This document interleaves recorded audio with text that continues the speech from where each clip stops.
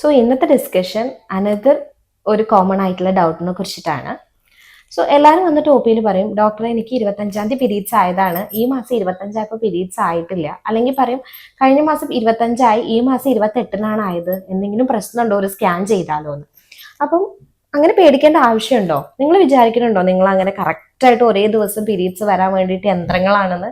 ഒരിക്കലും അല്ല. അപ്പൊ നമ്മൾക്ക് ഈ പീരീഡ്സ് ഒക്കെ വരുന്നത് എന്ന് പറഞ്ഞാൽ നമ്മുടെ ഹോർമോണിനനുസരിച്ചാണ്.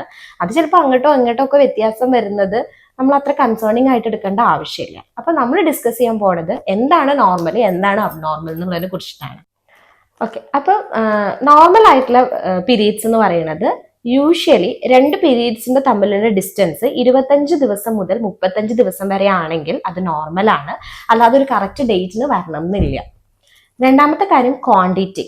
അപ്പം ചിലവർ മെൻസ്ട്രൽ കപ്പ് യൂസ് ചെയ്യുന്നവരായിരിക്കും, ചിലർ പാഡ് യൂസ് ചെയ്യുന്നവരായിരിക്കും. നമുക്ക് ക്വാണ്ടിഫൈ ചെയ്യാൻ പറ്റില്ല. പക്ഷെ നമ്മൾ ബെറ്റർ ആയിട്ട് നമുക്ക് ക്വാണ്ടിറ്റി അസസ് ചെയ്യണമെങ്കിൽ മെൻസ്ട്രൽ കപ്പാണ് നല്ലത്. ഒരു ദിവസം 80 ml മേലെ നമുക്ക് ബ്ലീഡിങ് ഉണ്ടെങ്കിൽ ദാറ്റ് ഇസ് അബ്നോർമൽ. പിന്നെ മെൻസസ് 7 ദിവസത്തിന് കൂടുതൽ എക്സ്റ്റെൻഡ് ചെയ്യുന്നുണ്ടെങ്കിൽ അതും അബ്നോർമൽ ആണ്. അല്ലെങ്കിൽ തീരെ മെൻസസ് ഇല്ല, ലെസ് ദാൻ 3 days ഒക്കെ നമുക്ക് മെൻസസ് ഉള്ളെങ്കിൽ അതും അബ്നോർമൽ ആണ്.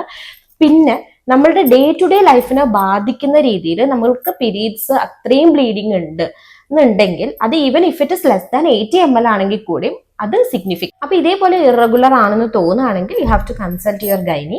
അപ്പം യൂഷ്വലി അതിനുള്ള മെയിൻ ആയിട്ടുള്ള കാരണങ്ങൾ 4 റീസൺസ് ആണ്. ഒന്ന്, മോസ്റ്റ് കോമൺ ആയിട്ട് ഇപ്പോൾ PCOD കണ്ടുവരാറുണ്ട്. രണ്ടാമത്തതെന്ന് പറയുന്നത് ഹോർമോണിന്റെ ഇഷ്യൂസ് ആണ്. മൂന്നാമത്തത് എന്ന് പറയുന്നത് തൈറോയിഡ് പ്രോബ്ലംസ് ആണ്. നാലാമത്തത് anaemia. So first you have to do basic investigation. അതായത് രക്തക്കുറവ് ഉണ്ടോ നോക്കണം, തൈറോയിഡ് ഉണ്ടോ നോക്കണം. പിന്നെ ഇതേപോലെ തന്നെ PCOD കണ്ടുപിടിക്കണമെങ്കിൽ സ്കാനിങ്. ഞാൻ PCODനെ കുറിച്ച് ഓൾറെഡി ഒരു വീഡിയോ ചെയ്തിട്ടുണ്ട്, അത് കണ്ടാൽ നിങ്ങൾക്ക് മനസ്സിലാവും PCODക്ക് എന്താ ചെയ്യേണ്ടത്. സോ ആ കണ്ടീഷൻ ഏതാണോ അതിനനുസരിച്ച് നമ്മൾ ട്രീറ്റ്മെന്റ് എടുക്കുക. So you will be fine. Thank you.